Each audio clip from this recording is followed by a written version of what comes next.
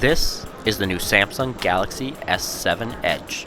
It may look similar to last year's model, but Samsung has tweaked the design slightly and beefed up the specs.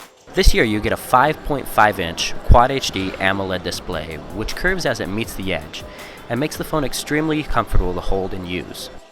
While the design of the phone looks very similar to last year's model, this time around it has IP68 waterproof rating, which means it can be submerged for 30 minutes in water for up to 1.5 meters.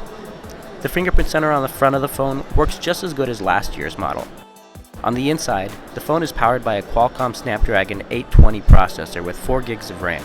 You get 32 gigs of internal storage, and Samsung has reintroduced microSD card support, which will definitely make a lot of people happy.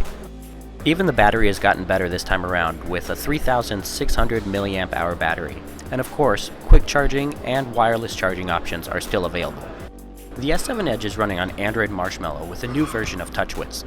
Notable new software features include the always-on display, which actually can be customized to user preferences, and a new game launcher with a handful of tools which control the notifications, battery life, and even hardware buttons so that you won't close the game by accident by pressing one of the phone's hardware keys.